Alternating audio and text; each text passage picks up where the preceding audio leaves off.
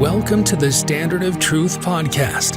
In this podcast, Dr. Gerrit Dirkmaat and Professor Richard Leduc explore the early history of the Church of Jesus Christ of Latter-day Saints and the life and teachings of Prophet Joseph Smith.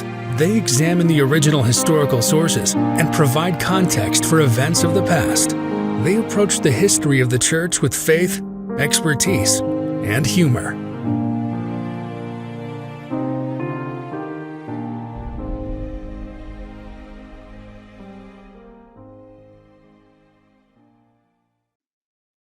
Hi, welcome to another episode of the Standard of Truth podcast. I'm your host, Dr. Gerrit Dirkmaat, and I'm joined by my friend, Professor Richard Leduc.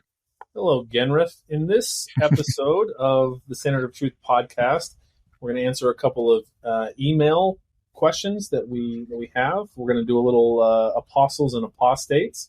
But before we jump into that, wanted to talk a little bit about the tour that we just concluded. Gerrit, your thoughts? Well, I got to say, there was only a few times that we nearly, had to have a panic attack because we weren't able to make our scheduled times. Honestly, the tour was amazing. Those of you who are listening to, every week's podcast, and this isn't your first week, you heard our little live audience. My son Kai, when he heard that, said, "So you guys just piped in the sound of people clapping." That's what he said.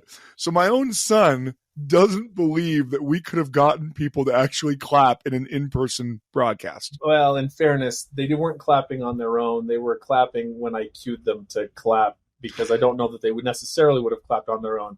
So we had an applause sign, is what you're saying. Well, I said there was an exit sign, and I said as long as that's lit up, that's when I want you to applaud.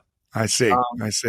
It was an absolute blast, and there were 46 total people that were on the tour, and present company excluded, some of the best people that I've ever met. Just absolutely wonderful.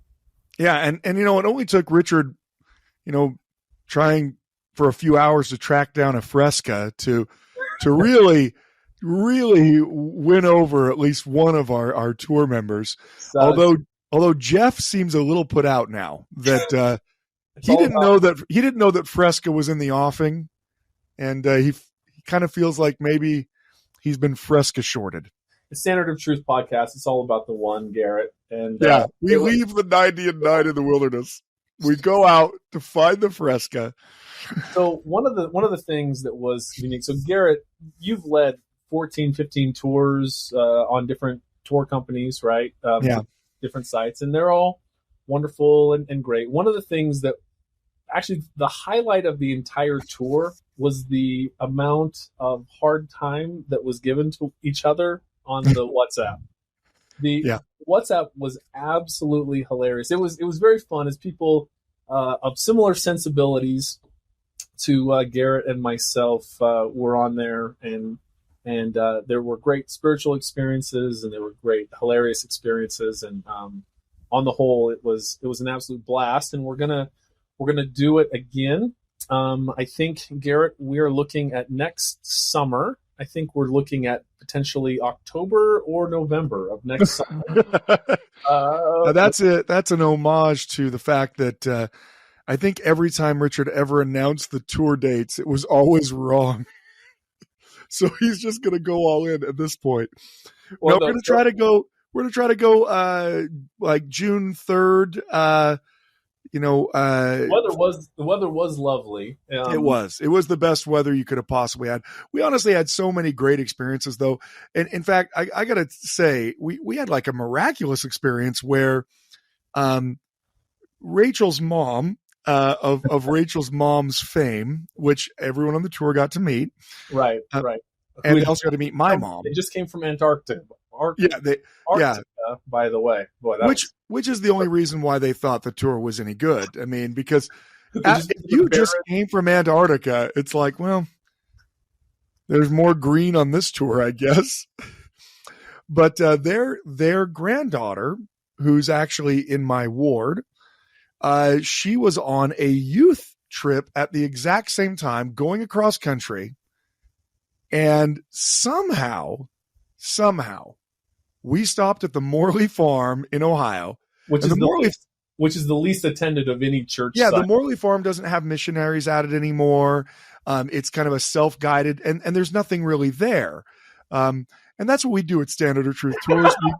We want to take you to places not only that no one else goes, but that no one would ever want to go, because there's nothing there. There's no visitor center. There's no missionaries. No sign. No nothing. There was a plaque. It had been graffitied by some local Ohio ruffian named Eber Howe, probably.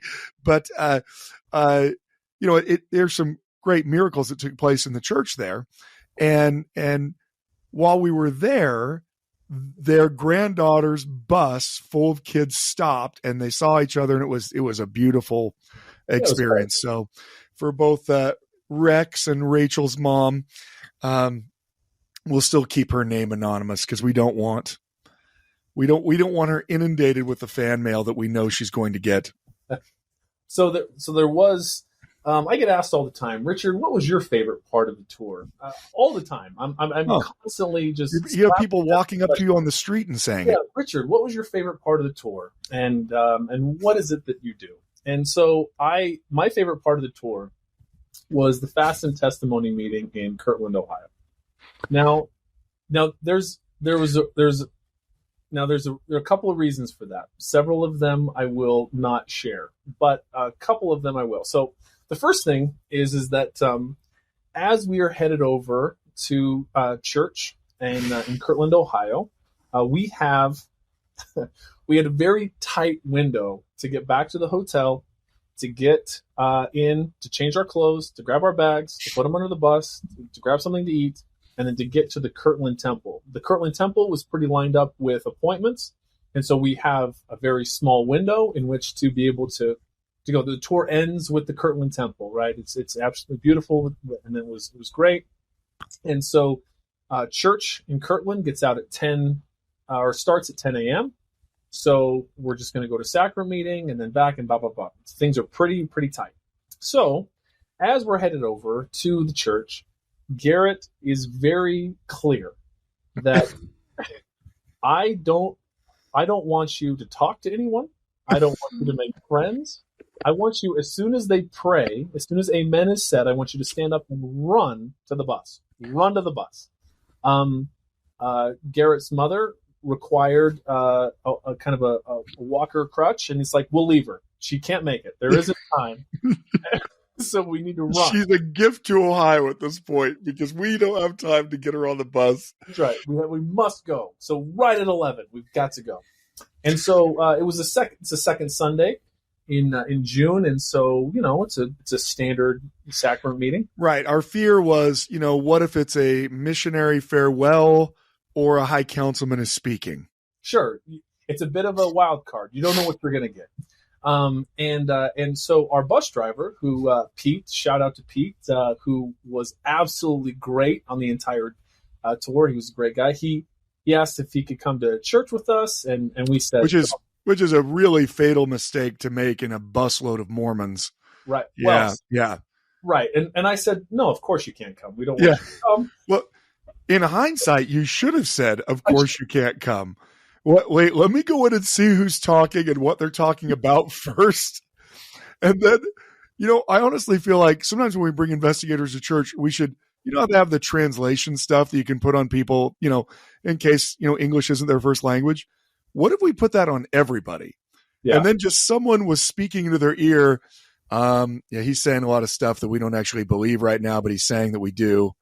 Okay, no. Oh, yeah, baptism. We believe in baptism. Yep. So, yeah, he thinks baptism is important. Well, so, Gerrit, you wouldn't know this on your mission in Wisconsin, but in California, when people would come, investigators would come to church, they were like this little precious bird in the palm of your hand, and you were just so glad that they were there and hoping that they had this great thing, hoping that somebody didn't say something nuts.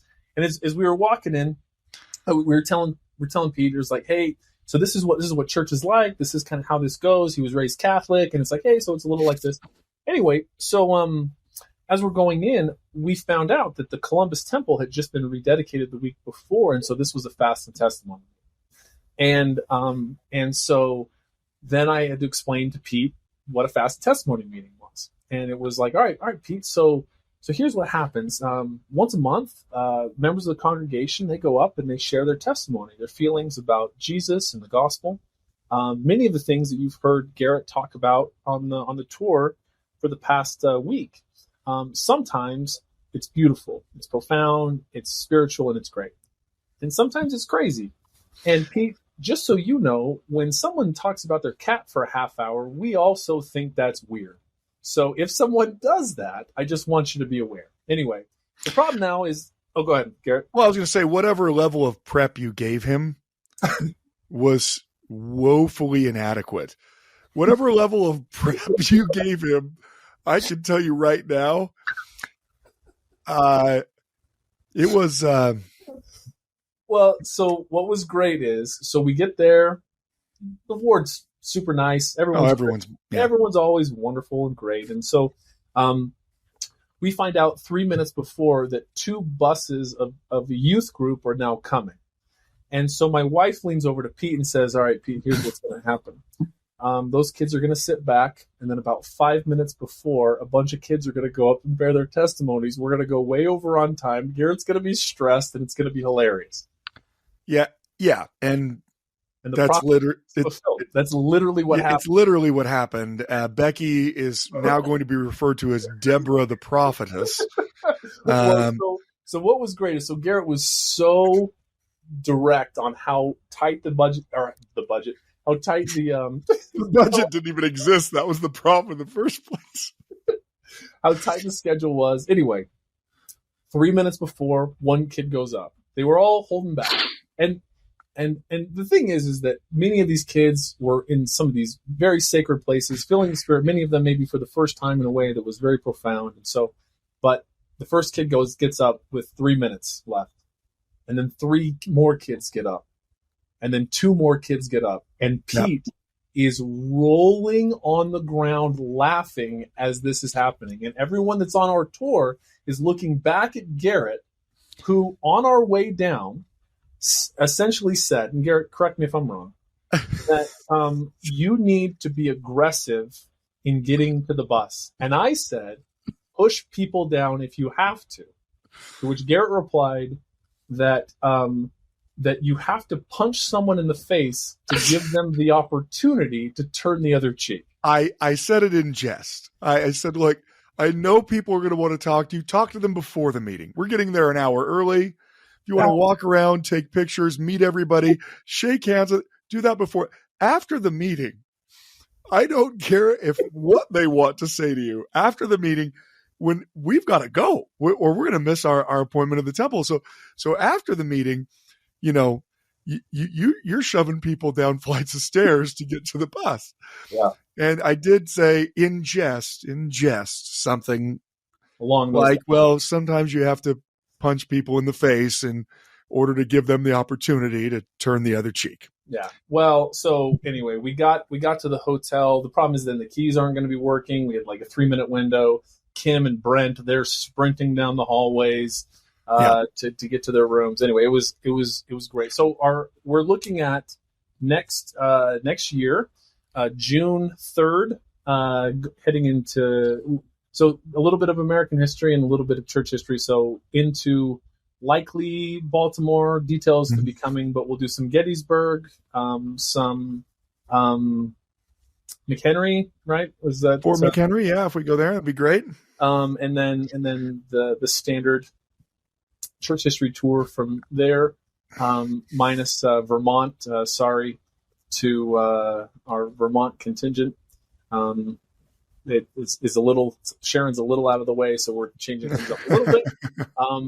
And then so that would go the 3rd through the 9th, and then right after that, Missouri and Illinois, the 10th through the 15th of June. So that's tentative what we're having. We're arranging things with the buses and the hotels and all the stuff. And as soon as we have that squared away, then we'll put that on the website, and we hope that y'all join us. It was an absolute blast. It was some amazing people. Honestly, it was the most fun that I've had. I mean, just both hanging out with Becky and Richard, along with me and Angie. We had our daughters with us, but we had just some amazing people come on this tour. So that's what we look forward to is meeting some more. But let's get into our mailbag. Yes, let's get into the Phoebe Draper mailbag here. This one, Family Tree says we are brothers. That's the subject. The subject. Everyone's trying new ways to get Richard to read their email, and it seems to be working. It is obviously working. I absolutely love your podcast and sharing stuff with my daughter serving a mission each week. She is in New Hampshire. Say hi to Craig Wilson. That's me saying to your missionary daughter who isn't listening to the podcast, I wish she could listen to your podcast. I promise that if you tell me how I can get the podcast to her each week, I will sign up for premium content. Steve. Whoa. Hey, well, you know what? We're just desperate enough. We're going to do it. Yeah. You know what? Yeah. Well, so Steve, I'll send, I don't know what the rules are. If she was somebody tasked with going on and seeing what missionaries have on their phone and deleting it, then she could listen to it like another missionary has done before. Yeah. I think, was that a missionary in Wisconsin that was illegally listening to it? I think it was. Luckily he was listening to that. So, but we are slowly uploading the audio of our podcast to YouTube, which some missions allow people to listen to something on YouTube. But I don't know if that will. So, Steve, I'll send you an email, and we'll give you the direct link to that. We'll figure something out. Although, frankly, Steve, we don't even know if you have a daughter. I mean, we don't know you. I really don't believe you're going to sign up for premium. It would be different if you were already signed up for premium. Then we could trust you. Plus, we'd have your credit card information. But now we're just going off of the belief that maybe. You know what? Maybe you have a daughter. Yeah. You sign up first, and then we'll. Yeah, then talk to us. Yeah, then talk to us. Just kidding, Steve. I'll send an email over to you that'll have some of that stuff. This next one, dear Jewish French Canadian, soon to be Dr. Leduc. I hope that's your title, Jewish French Canadian Dr. Leduc, and the Dr. Dirkmont. So I may have mentioned this on the podcast before, but on my letters, so on my mission, I wrote letters. And in my return address was our mission address, whatever. And it was Super Jewish Mormon Missionary was what I had as the return name there above. But greetings from the once option of the saints in the Willamette Valley of the state of Oregon. I was referred to your podcast toward the end of December 2022 by my Elders Quorum president as a good source of learning about the historical sources of doctrine. First of all, great Elders Quorum president. The recommendation came with a warning. Oh, great. Okay. Well, you know what? I take back the thing I said about the Elders Quorum president. The recommendation came with a warning that the two of you can be quite silly sometimes. There's no evidence of that. And if I can endure the self-deprecating humor, I might enjoy it. Since that introduction, I have listened to all of the free content and just finished catching up last week. While I am a sap for self-deprecation, and it is probably the primary reason why I haven't been translated yet, but I digress. I can feel fortunate that I don't have a degenerate gambling addiction. I would like to refer you to President Hinckley's 2005 conference address from April on gambling, and have avoided giving betting lines far after an event has taken place in the Back to the Future 2 Biff-style wealth-generating scheme. Happy to see that the Lakers got beat. Well, thanks, Rex. I appreciate it. He goes on. He had an additional question. We're not going to be able to get to it in this particular episode, but hopefully sometime in the future. And then kind of this email here that kind of will lead us toward apostles and apostates. Oh, no, I skipped one. From our good friend Damien. I apologize. Honestly, it's been a little tough on my testimony to have all these faith-promoting stories debunked. Fortunately, we can still look to the inspiring true stories of the Steed family to uplift us in times of turmoil. For those of you who don't know, that's the Work and the Glory family, which is a work of fiction. Well, now you're sorry, David. Sorry, David. It's a work of fiction. Thanks for holding the standard up high. P.S. I listen to your podcast so much, I feel like texting you guys during the podcast when I have a joke. Thanks for teaching and uplifting while it feels like I'm just hanging out with my friends. I am a lonely, lonely man.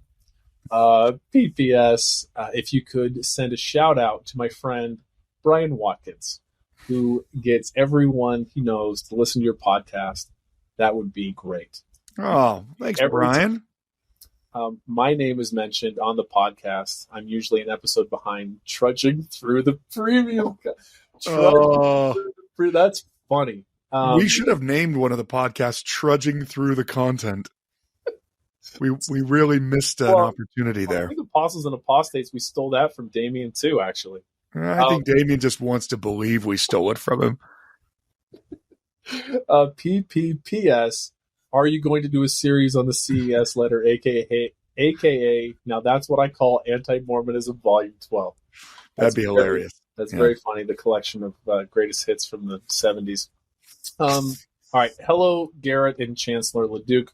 My name's Alec. My fiance took Gerrit's class this past semester and brought me to a lecture, and it was fantastic. It was the day Gerrit offered an A on the final exam to anyone that could name the 13th apostle, who the 13th apostle was when Orson Pratt was readmitted, and one gal nailed it with a Massa Lyman, if that rings any bells. I've become a fan of the podcast since then. I didn't send the email and came back to it 2 weeks ago. So he's this is an edit saying that he would currently be proud owner of if he was caller 10, he would have been a proud owner of a Chili's gift certificate. Anyway, he works at the MTC teaching Spanish as well as English as a foreign language, and a story I'd love to share with new missionaries is Joseph Smith's experience in Liberty Jail. Talking about trials and experience, since many missionaries are experiencing new challenges in the MTC to a different degree. I would love to hear some deeper insight specifically on the prophet's experiences inside of Liberty Jail and how it molded him going forward. I'm close to becoming a premium listener. Give me a 7-word argument why I should subscribe. Wow. Thanks, Alec. A 7-word argument. So I have to count those out. So it'd be like, hey, Alec, we need your money now. Is that? You were going to go with please, but I'm glad you were. No. It's a demand. We demand that you grant us that. Now, well, while I'm not probably going to answer that question right now, the whole topic of apostles has really kind of piqued our interest. I mean,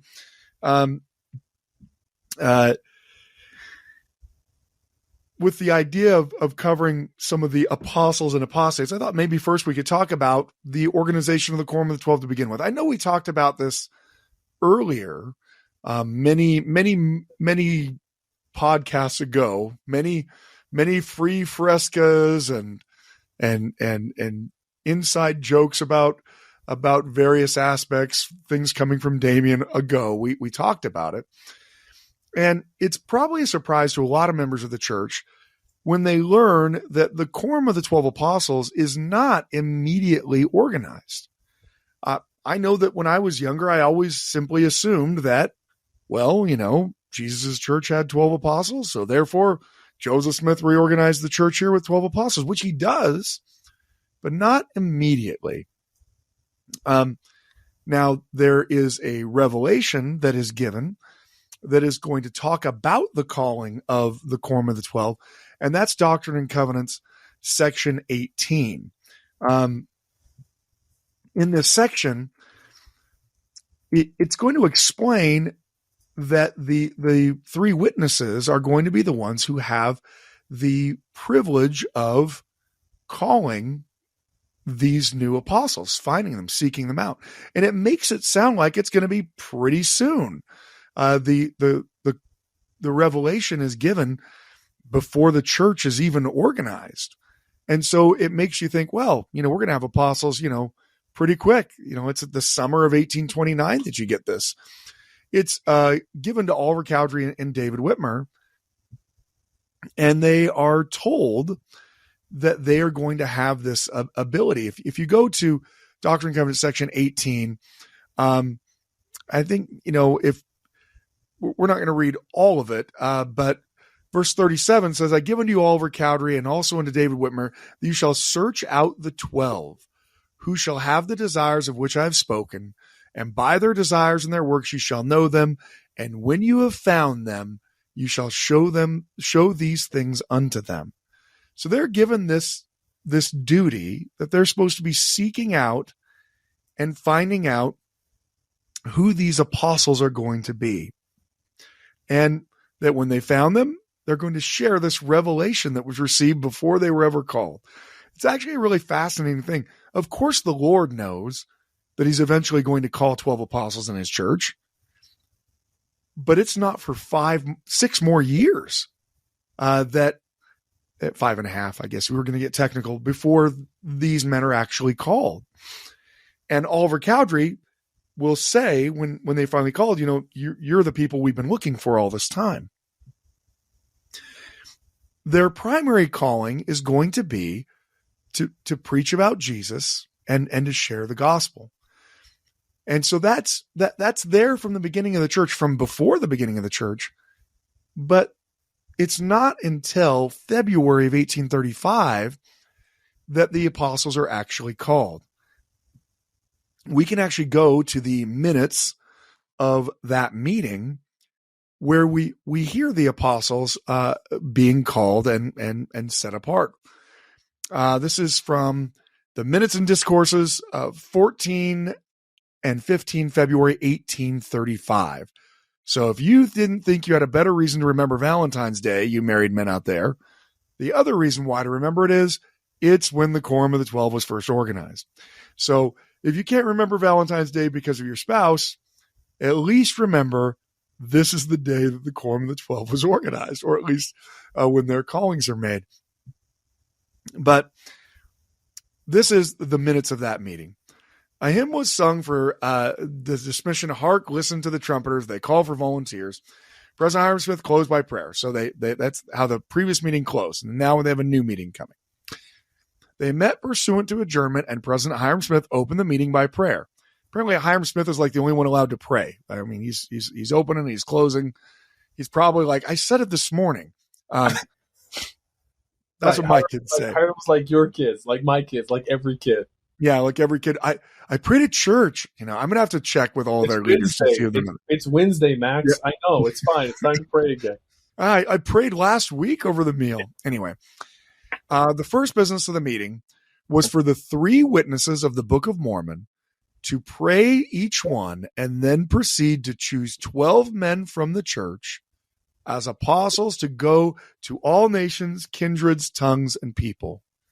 The 3 witnesses united in prayer: Oliver Cowdery, David Whitmer, and Martin Harris. So that's something else I think a lot of people don't know about the calling of the original Quorum of the 12 Apostles. We would assume that it's Joseph Smith that chooses these men out, but Doctrine and Covenants section 18 had given that to the witnesses. And so here in this meeting, the 3 witnesses are present, and they're the ones who are going to pray in order to make this calling. It's not, though, as if the 3 witnesses just, decided that they have the authority to give these keys or this power to the apostles. In fact, the minutes of the meeting also record these 3 witnesses were then blessed by the laying on of the hands of the presidency. So here's what's interesting. The 3 witnesses have been told they're going to be the ones who select the apostles. Okay. And so before they do it, they are given authority by the church presidency, which includes Joseph Smith and Frederick G. Williams. And then they have the authority to do it. So it's this really odd thing, right? Well, who's going to call the Quorum of the 12? God had already given that responsibility to the 3 witnesses of the Book of Mormon. It's a kind of an interesting thing when you think about it, that the witnesses of the Book of Mormon are considered so central to the reestablishment of the church that God gives them a special role in calling the Quorum of the 12. Is Now, is there any hard feeling perhaps on the part of these three witnesses that they're not part of the Quorum of the 12, or do they really not necessarily understand fully what the Quorum of the 12 would be, or how that would work? so I think yes and no and yes. I think the reality is no one knows how important the Quorum of the 12 is going to become. Now, look, they have a revelation before the church is even organized saying how important it is to find them. So it's certainly understood that it's an important position. And look, what do they have in front of them from the Bible? That the Quorum of the 12 is pretty important, right? And what do they have from the Book of Mormon? That the 12 disciples that Jesus calls are pretty important. So I do think that there's an understanding that this is important. But, since they're the ones selecting these apostles, that kind of places them in a position above them, doesn't it? Yeah. For Oliver Cowdery, it would be the least, possible to be offended by this, because he's actually a member of the presidency of the high priesthood that's giving them the authority, right? The presidency of the high priesthood is Frederick G. Williams, Sidney Rigdon, Joseph Smith Sr., Hiram Smith, and Oliver Cowdery, and Joseph Smith, obviously. And so they're the ones that are going to be giving this authority to call the apostles to the three witnesses. So I think for Oliver Cowdery, he's already the one granting that authority as the second elder of the church. But it often makes me wonder about the fact that when these men apostatize, Oliver Cowdery and Martin Harris, David Whitmer, they all apostatize when Joseph is leading the church. Now, David Whitmer doesn't ever come back, and in fact is going to keep forming his own churches, uniting with other apostate groups, and never denying his testimony of the Book of Mormon, but never making intimations about coming back to the church after he leaves. But both Oliver Cowdery and Martin Harris do come back to the church after leaving. And when do they come back to the church? Both of them come back after Joseph's gone, and it is the Quorum of the 12 Apostles that is running the church. And you have to think that factors somewhere in there, right? That it's hard for Oliver Cowdery to claim that Brigham Young is illegitimately an apostle when Oliver Cowdery's the one who made Brigham Young an apostle. Right. Right? Right. Similar for Martin Harris. I mean, while you might disagree with Brigham Young, the fact that he has authority and power actually is a witness to the fact that you had authority and power. Otherwise, they wouldn't be apostles. Now, we don't get commentary on that, but that's a very interesting thing to think about. That Oliver Cowdery and Martin Harris are returning to a church where the apostles are paramount, and they, by revelation, are the ones who called those apostles. At any rate, they're called. Then they, according to a former commandment, that the minutes talk about the former commandment, what they're talking about is Doctrine and Covenants, section 18. They proceeded to make a choice of the 12. The names are as follows: Lyman Johnson, Brigham Young, Heber C. Kimball, Orson Hyde, David W. Patton, Luke Johnson, William McClellan, John F. Boynton, Orson Pratt, William Smith, Thomas B. Marsh, and Parley P. Pratt. Those are the 12 original members of the original Quorum of the 12 Apostles. Now, who do you think was given this power first? Which of these apostles was, by our terminology, set apart first or given this blessing first? I mean, by our terminology, we would say ordained, because, but they of course aren't using all the same terminology we are. I don't know. No guesses? I mean, come on, Richard. Thomas Marsh. Great guess. Wrong. Not accurate. Okay. Yes. In fact, I don't know if anyone could guess it except for maybe Alec with his guessing. If he was looking of Alec to guess, by the way, a month after we told him the answer. Well, I feel like Alec likes to guess at what we're about to say the same way that we like to pick sporting events long after they were already decided. Yeah, he's a man after our own heart. Yeah, I feel like if he was setting the line on who got ordained first among the Quorum of the 12, he would tell us about 4 weeks from now, but claim that he had actually written it in an email that he never sent. That's right. Well, the first would be pretty hard to know, but it's actually Lyman Johnson who is the first that is given this blessing. Let me continue with the minutes. Lyman Johnson, Brigham Young, and Heber C. Kimball came forward, and the three witnesses laid their hands upon each one's head and prayed separately.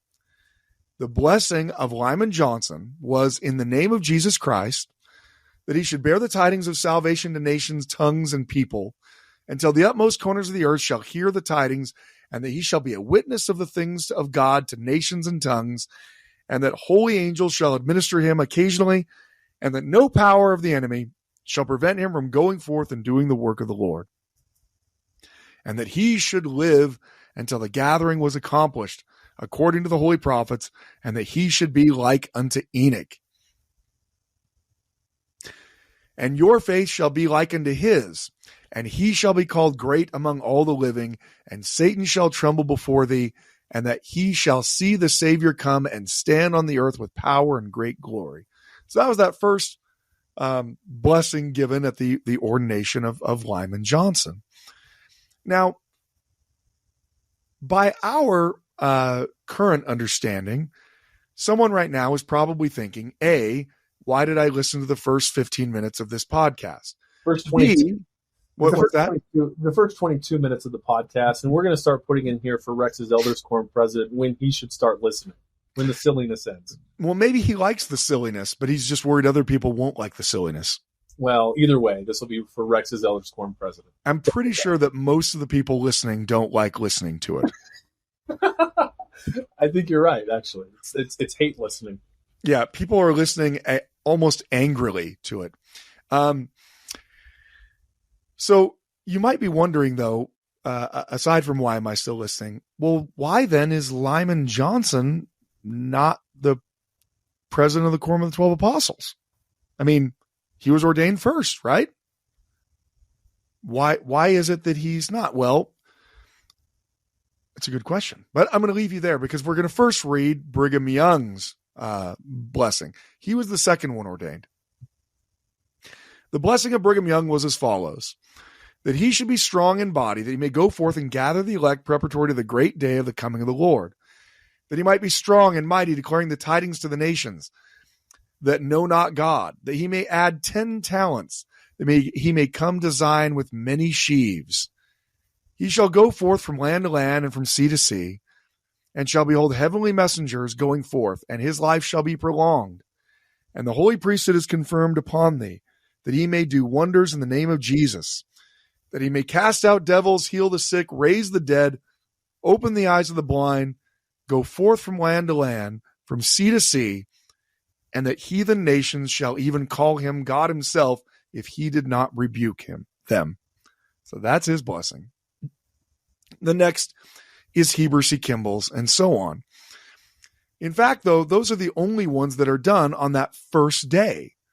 So when you say, when was the Quorum of the 12 organized? Well, it's a little, you could have an argument, right? The first apostles are called to it on Valentine's Day, on the 14th of February, 1835. But they don't complete doing this until the 15th, until the next day. Then they're going to go through and keep going. So, you know, you could always argue that it wasn't really organized till all of them were called. At any rate,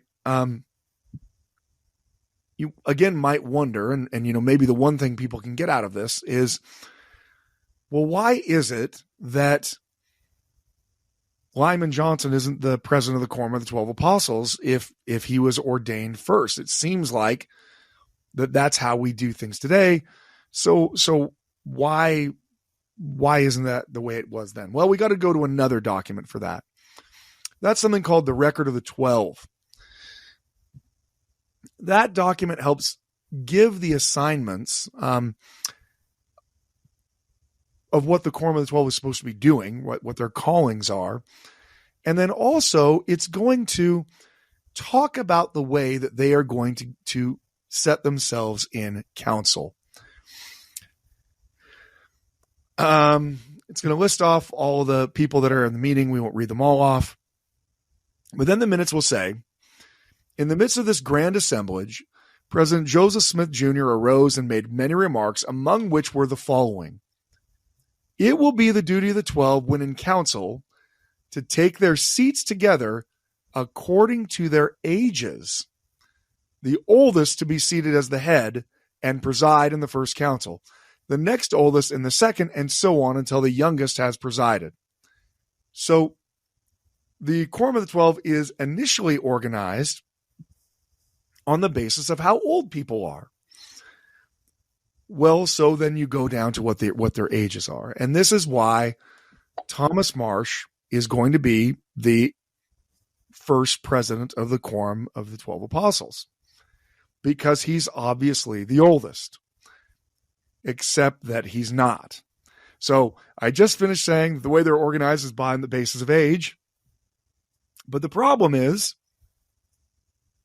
David W. Patton doesn't know how old he is. Well, he gives them an age. He's just wrong. And so had the ages been correctly known, then David W. Patton would have been the president of the Quorum of the 12 Apostles, because he was actually the oldest, even though he was off on a year about when he was actually born. Kind of goes to the point we've talked about before when we were talking about the first vision. It is not a completely uncommon thing for someone to not know exactly how old they are. All of the markers that we have for age today, driver's license, filling out school applications, literally every form you've ever filled out in your life, flying on airplanes, none of those things exist.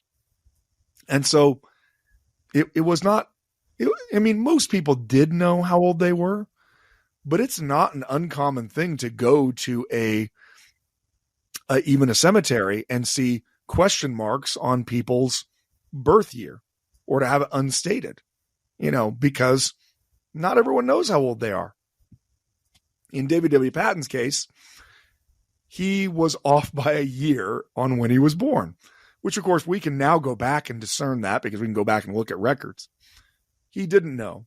And so Thomas Marsh will serve as the first president of the Quorum of 12 Apostles, and he'll serve in that position for 3 years until he himself will apostatize, which is going to be part of our Apostles and Apostates, but we're not going to cover all that right now today. We're just laying the groundwork. David W. Patton then will technically be the president of the Quorum of the 12, or would have been, after Marsh leaves. Marsh apostatizes, but then right after that, David W. Patton is killed in the Battle of Crooked River. Battle of Crooked River, where the Caldwell County militia in Missouri believes that there is a mob that has been attacking Latter-day Saint settlements in Caldwell County. The Caldwell County militia goes out after them. David W. Patton is the head of that Caldwell County militia. It's not actually a mob. It's actually the actual Missouri militia that is just performing these acts of violence and kidnapping. And in that battle, the resulting battle, David W. Patton is killed. And then you have Brigham Young. The original calling of the Quorum of the 12 was different than the way we view it today. Originally, the Quorum of the 12 were called to be a traveling high council. Now, high council doesn't sound like a very big deal to you, so you're thinking, oh, wow, high council, today, high councilmen they are easily, readily found. How many stakes are there in the church? every one of those stakes has 12 high counselors, right? And people aren't high councilmen for life. So you can find former high councilmen everywhere. So, today we kind of see it as, it's an important calling, but you would never, do a double take because someone said to you, you know what? That man over there, he was in a high council 15 years ago.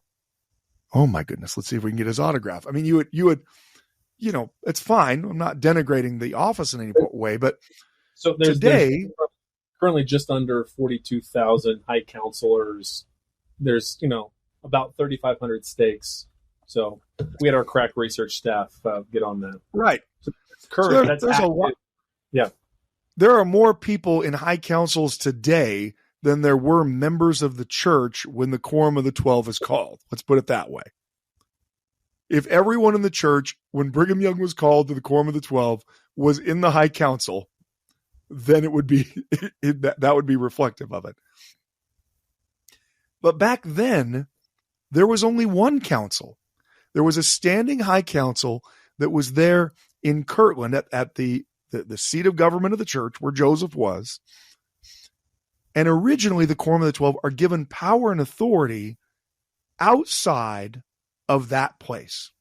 So their job was to go where there wasn't a stake, and they presided for the church in those areas.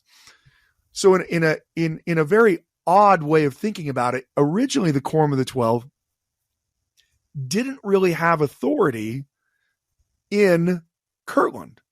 Not that they weren't respected in Kirtland, not that they weren't, considered great guys in Kirtland, but as far as their authority for the church, their authority for the church was outside of where the church's presidency was. We get a little bit of that from these minutes as well. The 12 apostles have no right to go into Zion or any of its stakes where there is a regular high council established to regulate any matters pertaining thereunto. Now, in today's church, you don't get a whole lot of documents that say the Quorum of the 12 has no right. That's not something you see a whole lot, right? But when they're initially called, they are given very specific duties. And one of those specific duties or understandings is that their authority was to be outside of where the church was established with a stake. The minutes even say, it is their duty to go abroad and to regulate and set in order all matters relative to the different branches of the church of the Latter-day Saints. When the 12 are all together, or a quorum of them in any church, they have authority to act independently of the church and form decisions, and those decisions will be valid. But where there is not a quorum of them together, they must transact business by the common consent of the church. No standing high council has authority to go into the churches abroad and regulate the matters thereof, for this belongs to the 12. So while the Quorum of the 12 doesn't have the authority to go, into the established stake of the church. Now, again, there's only one of them. So there's not a whole lot of areas they don't have that authority. The High Council in Kirtland also didn't have the ability to go regulate the branches of the church, say, in Michigan. So there was a High Council where the church has its, headquarters there in Kirtland. And then there was the traveling High Council, or the Quorum of the 12, who would then exercise that authority outside of where the church's headquarters were. Now, remember, there is no form of mass communication here. If there's a branch of the church in Vermont, they are at the mercy of letter writing or people coming to the area to know what's going on in the church.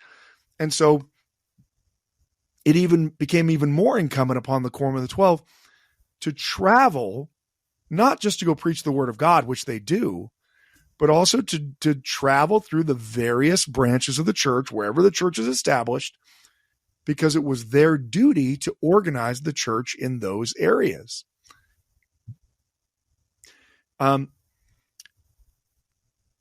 It's interesting to note the minutes of this meeting also go on to say the 12 and the 70 have particularly to depend upon their ministry for their support and that of their families. And they have the right, by virtue of their offices, to call upon the churches to assist them. So they're going to be traveling so much that they're going to have a hard time holding their own jobs, apparently, is what is going on in the minutes of this meeting. And that they are going to likely have to require the local church areas that they're in to provide them food and whatnot. So the calling of the Quorum of the 12 is one of nearly constant travel, preaching, and regulation. I know we always try to put things into our own current terms, but there really aren't current terms that would fit it very easily, right? They certainly aren't just like area authorities, right? It's not that they don't have the authority to speak for the church. In fact, they do.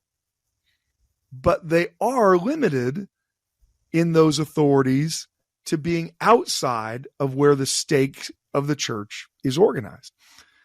Now, if you're thinking, well, wait a minute, I feel like the apostles have authority all over the church today. Yes. What's going to go on is that Joseph is going to continually give more and more and more authority to the Quorum of the 12 apostles. One of the places where this is really seen, where the Quorum of the 12 really stand up, and look, they stand up already on their missions. They are converting thousands of people in places like England or in the eastern states, like my great-great-great-grandfather who goes on his mission with Wilford Woodruff to the Fox Islands. These men are going to be amazing missionaries by and large, and devoted to spreading the gospel.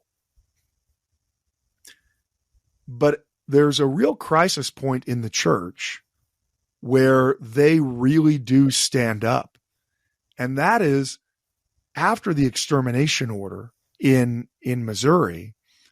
Joseph's arrested. The presidency of the church is arrested. They're all incarcerated, and the Latter-day Saints are driven violently from Missouri into Illinois. Well, the headquarters of the church was far west at that time.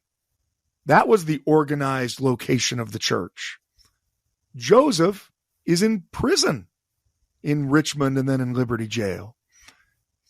And so this unique setting up of the Quorum of the 12, where they had authority outside of the established headquarters of the church, was uniquely positioned to give the Quorum of the 12 authority over this exodus and over the refugee encampments in Quincy. The Quorum of the 12 could take charge. They could excommunicate people that had been speaking against Joseph and led to part of this debacle, which they did. They could organize various church branches, call people to offices, which they did. The Quorum of the 12, in this kind of mini interregnum period, where Joseph is certainly alive but unable to lead the church, the Quorum of the 12 is able to step in and lead in his absence. Again, what would it have been different if Sidney Rigdon hadn't been imprisoned with Joseph? Maybe. But Frederick G. Williams is actually cut off from the church during this time period. And so you also have this kind of disorganization of the first presidency as well. So you're going to have the Quorum of the 12 grow in power and authority. And when we come back to this topic again, we're going to continue to trace that growth of power and authority until we get to Joseph's bestowal of the keys of the kingdom upon the Quorum of the 12, just prior to his being murdered by a mob in Carthage. The Lord pick these men, and I have no doubt that when they were chosen, they were all worthy. They were all capable of it, that they all had the ability to bring glory to God. The unfortunate thing is, over the course of time, there were those who lost the faith, whether it be through the violence in Missouri or the failure of the Kirtland Safety Society. Some of the members of the original Quorum of the 12 will leave the Quorum and leave the church. Others will be dropped from the Quorum for a time, but then be brought back. And so we want to talk about this, the trajectory, the travails of the Quorum of the 12, what happens to the original Quorum of the 12, and which of them maintain being apostles, and which of them eventually become apostates. Some will leave the church altogether and never have anything to do with it. Some will leave and then come back. Some will leave and then not come back to our church, but try to form their own churches continually over and over again. And I think that our listeners will find fascinating, or at the very least, they'll get a good nap as we discuss the various ways that these apostles either grow in their faith and their authority, or become challenged by some of the difficulties of the day and apostatize. Thank you so much for listening. Thank you for listening to the Standard of Truth podcast, hosted by historian Dr. Gerrit Dirkmaat. If you know anybody that could benefit from the material in this episode, please share it with them. And for more resources, visit standardoftruth.com. Until next time.